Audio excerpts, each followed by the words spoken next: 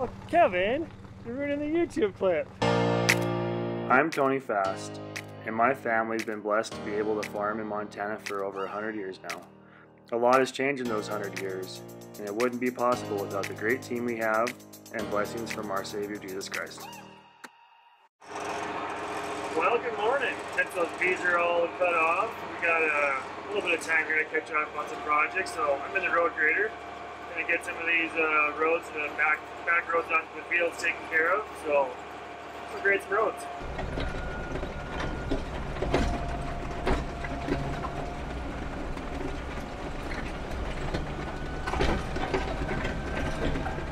Well, the road's in good shape now for harvest.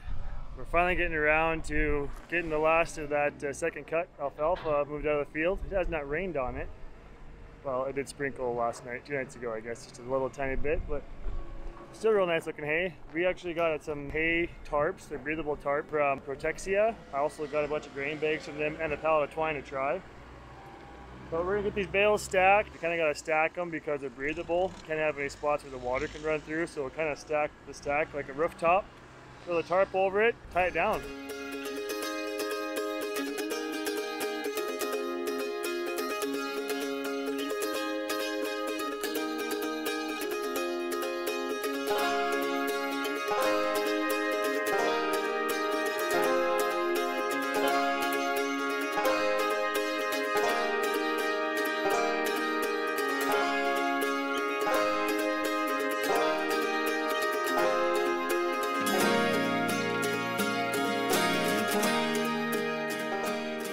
Well, there we go. We'll throw a tarp over the top of that. Oh, Kevin, you're ruining the YouTube clip. Right here. Is that a blooper, or we just put that in the video? So there it's all stacked up. We'll throw the tarp over that. You can cut holes wherever you want, tie it down, throw away. They say they can hang 1,000 pounds from it and it won't tear, so it sounds like quite the material. I don't even know if I call this a tarp. Not like you think of a tarp, but it's water shedding and breathable. And we're gonna put it up there and see how it goes.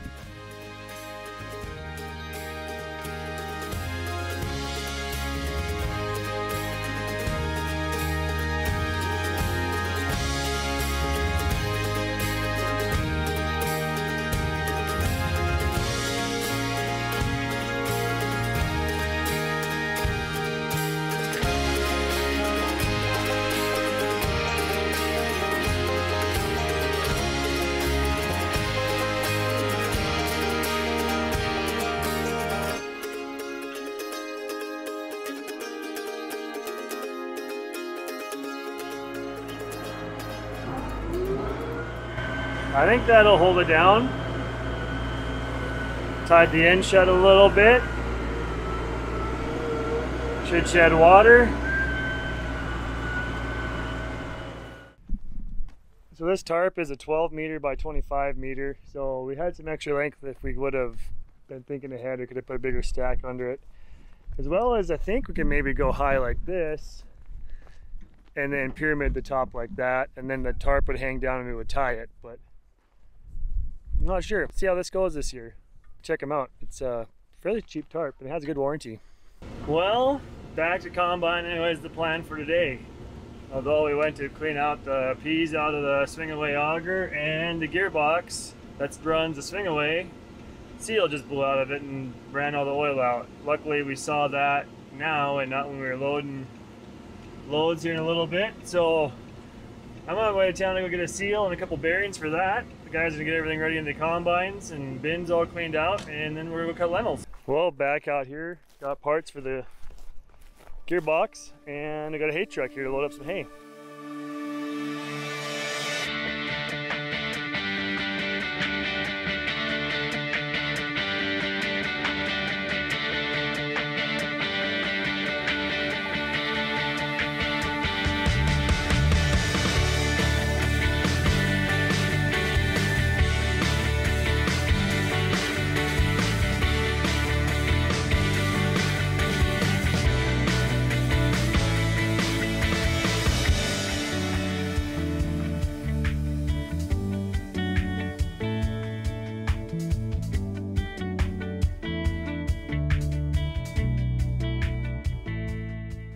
bales were you thinking altogether? Well, I think there's 26 of these grass ones, right? I think there's only 25 of them. Is there 25? Unless you only got, because there would be, if there was 26, there'd be even more. There. Oh, yep. So there'd be 25 times 1,200? Yeah, I'll call them 1175. So that's 30,000 pounds. These would be about the same weight. So let's just say 25 plus 6, 31 times 1175, be 36,000. You go to 40. I could go another 10,000 pounds. So we could throw on an alfalfa and then 6 more. How much are the alfalfa and or how much are they weighing? 1,400? Figure 1,450. Yeah. Yeah, if you want to just back up a little bit and just pull past. One more for there. Yep. And then what? 6 more back there? 6 back there. Okay. Does that work for you?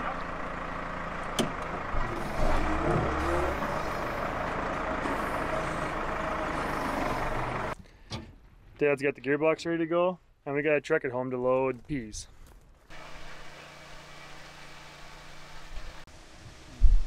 More peas going to Canada. So far, this is how lentil harvest is going. Buckwheat. Time to go get you a knife blade.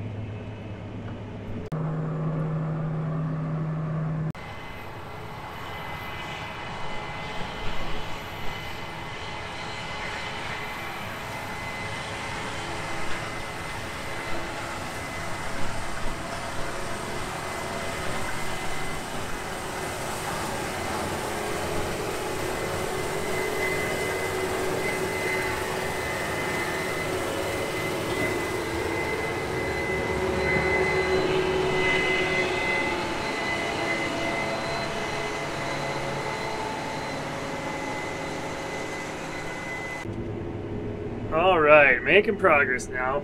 Did shut off my cross auger so it doesn't wrap up buckwheat. And buckwheat isn't quite so bad now, so this part of the field anyways, we might get back into it. And these are running pretty nice. They could run them close to 35 average when we're done. For lentils, I'll take that. Not a bad deal at all. So yeah, jumping across the highway. Alfalfa field's right over there, so the bins are right across the road here. The conveyor is running a little bit of a slippage on the belt, and it was jumping a tooth on my timing belt. Loosened it up, ran it, and then slowly tightened it back up. They said it ran for 2 minutes and didn't jump. We'll find out this first load going through the conveyor how it's working. Auger's fixed, conveyor might be fixed. Might be a good day yet. See that bare spot? Any idea what might have happened here this spring? Any idea? Any guesses? Anybody? Anybody? Remember that air drill that got stuck and took 3 tractors to pull it out? That's a spot. That's the first time I've seen it. I hadn't been on this field since they got the drill pulled out of the mud, so. Here's maybe a little better angle. It looks like that's where the cart was at and the tractor was up here. I'm impressed. They got a lot seated, even though there was such a mud hole there, but so wet. Such a small area though that the tractor could just kind of hug the mud hole, the wettest spot in the field there, whatever you want to call it, and the wings of the drill would go out there into where it was really muddy and did a fine job of seeding it. Nice work, boys. If you're curious what I'm talking about, go check out the video, watch it afterwards. There's a slide at the end, so yeah, just wait till then. It looks like he's having a little buckwheat fun as well. We all love tractors, but we all hate buckwheat. I love tractors. After a little work on the conveyor today, checking in with the boss, see how it's going.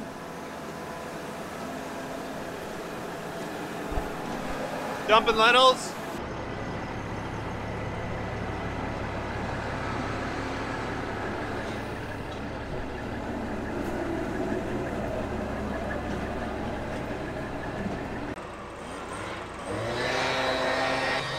Time to clean up combines for the night and go home.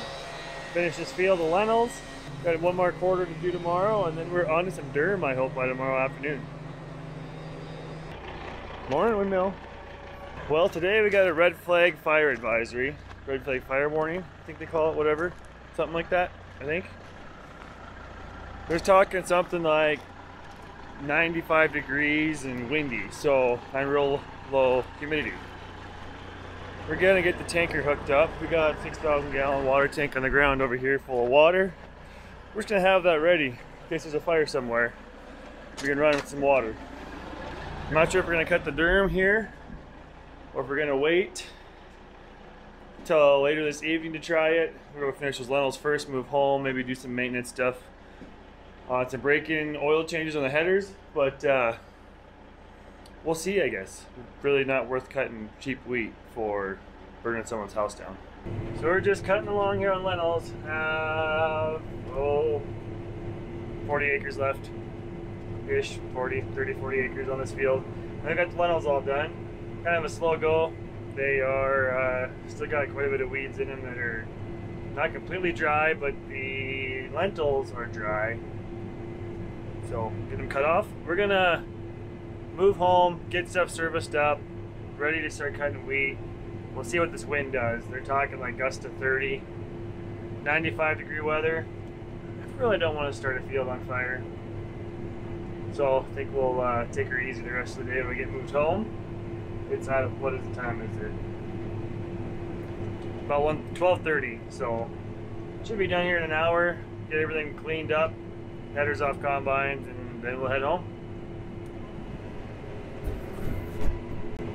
Lentils are so fun. Definitely need to do something different about chemical. If we're gonna plant lentils next year, we're gonna do some fall Panther, which is a generic Valor, I believe, and that will kind of take care of any of this mess or that mess, or no, take care of all of it.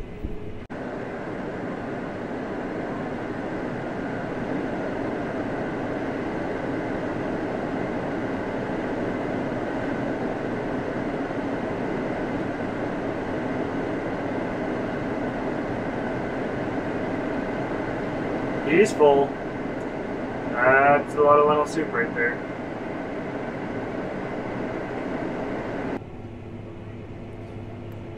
And that's the end of the lentils.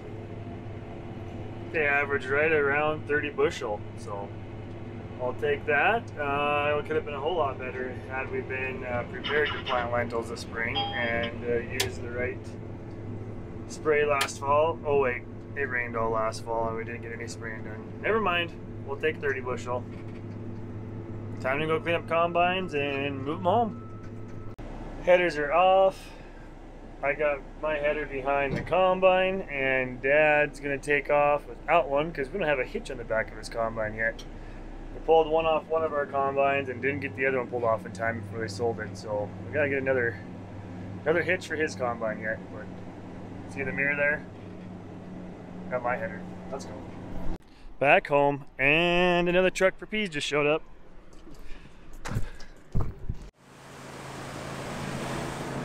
I sure wish B trains work better in our area or in the States. Can't haul as much as we can on our triples here. A lot more axles, bigger trailers. Oh well. Now you know, everyone asks why we don't use them. We can't haul as much on them in the States as you could in Canada. And don't forget, FBN, they'll buy your pulses, peas, lentils, chickpeas, corn, anything. They'll buy crops from you, especially specialty stuff. So, links in the description. You can save $100. Use my link. Well, we got a few break-in things to change oil in. I got to change oil in this and change this filter. And then that should take care of any of the maintenance that these headers need for the rest of the year besides greasing. To use filters, gearbox is all refilled with fresh oil. Wheat cutting time.